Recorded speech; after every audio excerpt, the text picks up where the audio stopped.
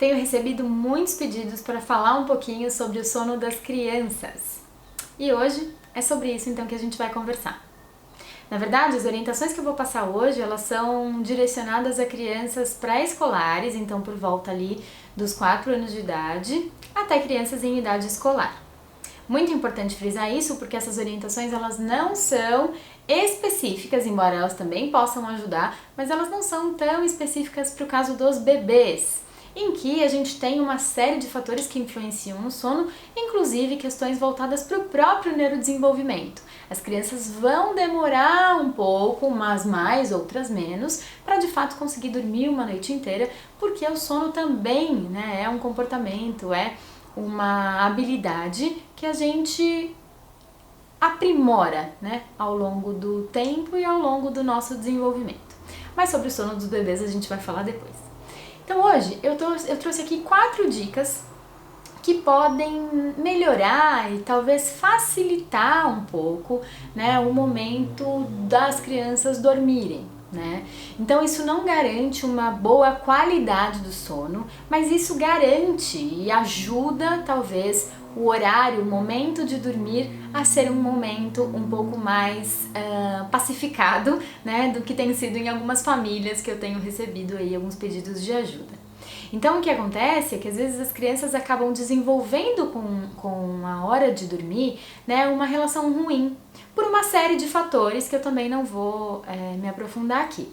Mas acaba que o momento de adormecer, né, e o momento de perceber que é a hora de parar a brincadeira, né, e até de ficar mais quietinho, acaba se tornando um momento mais ansioso para a criança e até para a família, que acaba lidando com muita dificuldade, né, e com muita ansiedade também em relação, né, à noite de sono da criança e aos rituais que precisam ser feitos para que ela durma bem, para que ela durma rápido, enfim.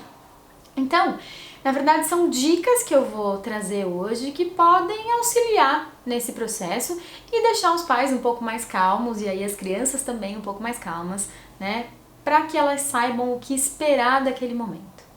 Então, a primeira coisa, né, é que é muito importante a gente construir uma rotina voltada para o sono com a criança. Então, a criança precisa entender que aquele momento do dia, né, é o momento de adormecer.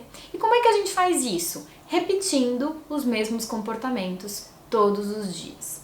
Então, você vai associar o banho, você pode associar, né, a mamadeira final do dia, por exemplo, não no ambiente de sono, às vezes na cama isso é ruim, depende de caso a caso também, mas assim, construir uma rotina, né, baseada em elementos que vá contando para a criança que a hora de adormecer chegou.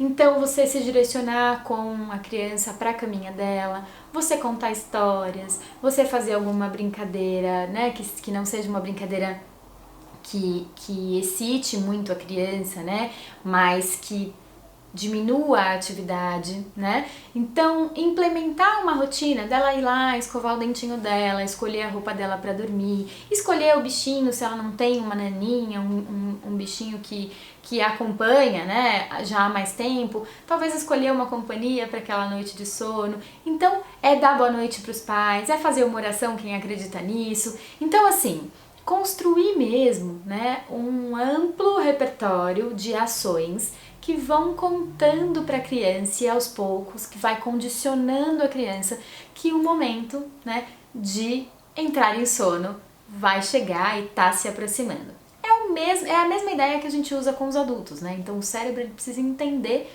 que aquela hora é a hora de relaxar, é a hora de diminuir a atividade e não a hora de exacerbar.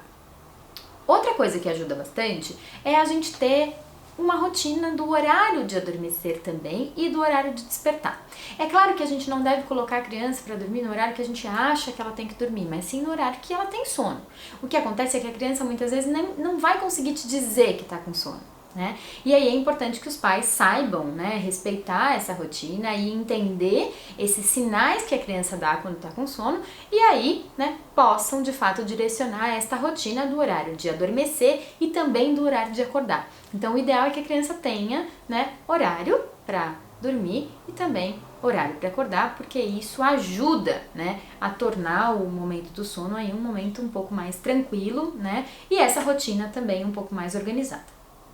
Outra coisa que é muito importante é que as crianças que fazem cochilos diurnos e que têm esta necessidade, elas precisam fazer esses cochilos, né? Então essa ideia de que a criança que não dormiu à tarde, ela vai dormir melhor à noite, isso não é verdade, né? A criança que não dorme à tarde, ela fica tão cansada, ela pode ficar tão cansada, tão agitada, que a dificuldade para adormecer à noite, ela não é incomum.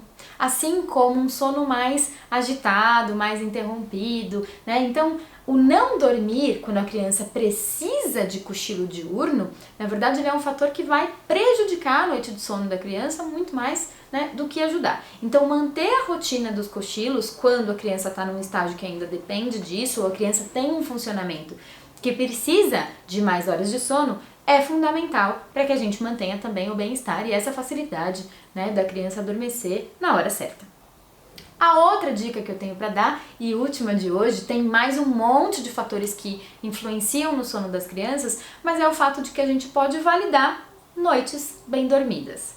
Isso não significa que a gente vai diminuir, né, ou que a gente vai castigar a criança quando ela não dorme bem, longe disso. Né? Mas a gente motivar a criança para a rotina do sono, a gente favorecer, né, que isso aconteça, a gente elogiar de alguma maneira e valorizar quando a criança tem um comportamento que a gente, né, acredita que seja o ideal ou perto disso, ou um bom comportamento, é fundamental. Então, quando a criança consegue desempenhar a sua rotininha de sono bonitinha, né, é importante que a gente valorize isso e que a gente consiga verbalizar isto para a criança, né, uma vez que a criança não tem bola de cristal e precisa aí, né, ir recebendo feedbacks, né, e dicas do ambiente do que está certo e do que não está certo, do que é esperado ou não para ela, justamente porque ela ainda está se desenvolvendo e não tem tanta clareza das relações como os adultos, pelo menos deveriam ter.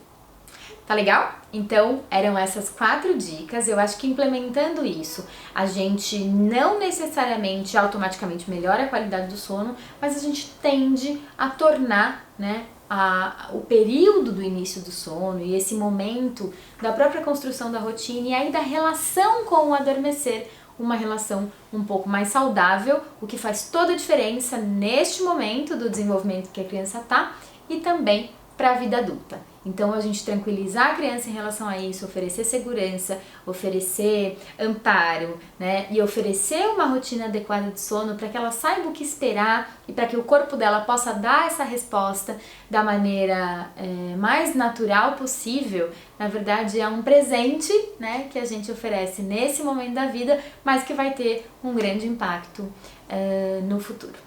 Tá ok? Nos vemos nos próximos vídeos.